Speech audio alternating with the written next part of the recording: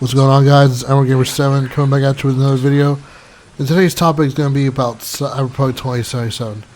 Good news, Cyberpunk 2077 is coming back on the PlayStation 4 store. You think, okay, Sony's letting it come back to the store. You think maybe, okay, they worked out all the kinks and the game's going to be at least somewhat playable? Nope, you would think wrong. This comes from TheVerge.com. I'll put a link to the article in the description below. I'm not going to read you the whole thing. I'm just going to read some parts of it to you, and then we will discuss. This comes from CD Projekt Red. Users may continue to experience some performance issues with the PS4 edition while we continue to improve stability across all platforms, admits CD Projekt Red. The PS4 Pro and PS5 versions of the games will provide the best experience on PlayStation. Sony's listing for Cyberpunk has a similar warning, and it goes a step further to try and dissuade PS4 owners from purchasing the game at all. Purchase for use on PS4 system is not recommended, says Sony. For the best experience on PlayStation, play at least on PS4 Pro and PS5.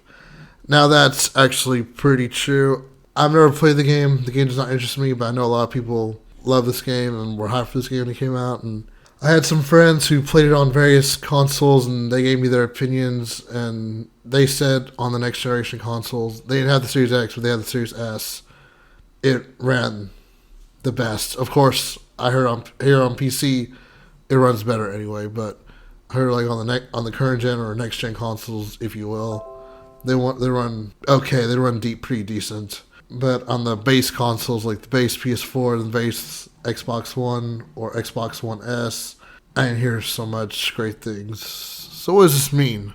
It means that Cyberpunk, CD Projekt Red, they failed to deliver. I mean, when I saw this game, I knew it was going to be graphically demanding, and I'm like, okay, they'll probably make it playable at least. Maybe like not 1080p, but maybe like a resolution lower than 1080p and like 30 frames a second. But now CD Projekt Red and Sony themselves are saying, hey, do not buy the PS4 version, play it on the PS4 Pro or PS5. That says something. That also proves a point that I've been telling everyone that I know, that these consoles are outdated. The PS4, Xbox One, they came out back in 2013.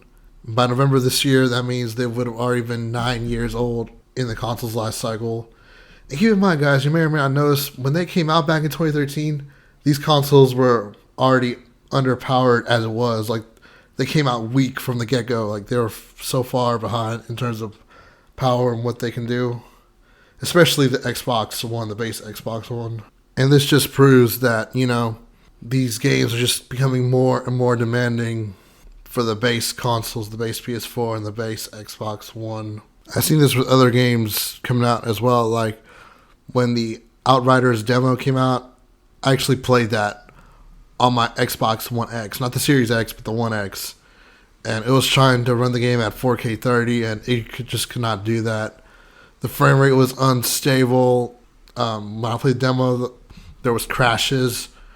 And I heard when the game came out, it wasn't that much better. They were still having crashes. Not so much a hardware problem, but it was a connectivity problem. That's a completely different issue. Different topic. But yeah, but I was just shocked, like on my Xbox One X, and it was still pretty decent specs by today's standards, and a game like Overwatch just could not run on it. It was just unstable, the frame rate, and like I said, there was crashes throughout the demo. And like, I just wish, of course, it's not, I think from a legal standpoint, legally possible.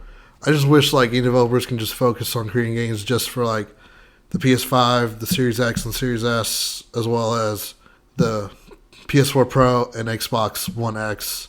But both Sony and Microsoft have a rule that says you cannot make a PS4 version of the game or a Series or a Xbox One X version of the game. You have to make it also run on the base consoles as well.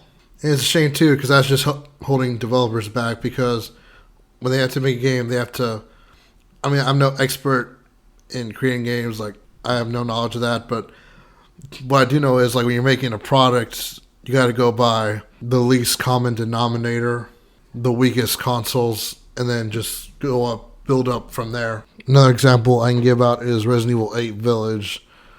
On the PS4 Pro, I actually played the demo on it. like a couple weeks before I got my PS5, and it gave me two graphics options. It gave me 4K 30 and 1080p 60. And I'm a frame rate guy. As much as I love graphics, I'm a frame rate guy. And when I picked 1080p 60 on the PS4 Pro, for the most part, I actually ran at 60 frames. The gameplay was pretty smooth. And the game still looked good running on the PS4 Pro. Now, I don't have a base PS4, so I couldn't test it out, but I did hear or watch a video from Digital Foundry. I'll also put that link in the description below so you can check that out. The video's kind of old, but it's about to talk about the demo and the base PS4. They saw the base PS4. It was only hitting at 900p resolution at like unlocked frame rate of like 45 frames a second or 40 frames a second, or it fluctuated between 30 to 40.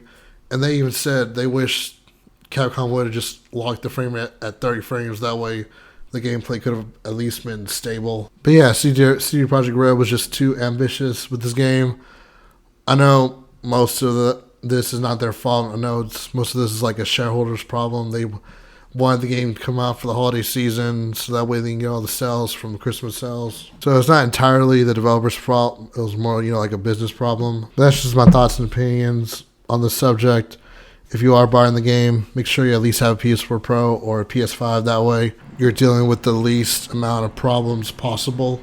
And it also makes me feel bad for people who just have the base PS4s, because now they might have to either be stuck with this game and try to play it as it is while CD Projekt Red continuously tries to fix it or upgrade it to a PS4 Pro or a PS5. But that's just disappointing that when CD Projekt Red and Sony are both saying, hey, we do not recommend buying it if you have a base PS4. Anyway, guys, hope you enjoyed this video. Make sure you give a like. Helps out a lot. And give a subscribe below if you enjoy this type of content. And be on the lookout for more videos soon. Anyway, I hope you enjoyed this video. I'll see you guys on the next one. Bye, guys.